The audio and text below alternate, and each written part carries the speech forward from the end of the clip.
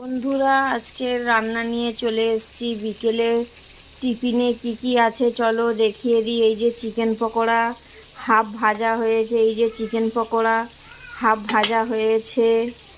আর এই যে চিকেন পকোড়া আরও কিছুটা কড়ায় দিয়েছি, এই দেখো এটা ভাজা হচ্ছে, দেখো ভাজা হচ্ছে। আর এই যে চা করেছি, এই যে মোটা দুধের চা করেছি, মোটা দুধের চা হয়ে গেছে। পকোড়াটা খেয়ে তারপরে চাটা খাওয়া হবে। আর এই যে তোমাদেরকে বলতে ভুলে গেলাম, এটা একটা দেওর হয় দিয়ে গেছে, ওদের দেশ থেকে বানিয়ে নিয়ে এসছে, গ্রামের বাড়ি থেকে বানিয়ে নিয়ে এসছে মালপো।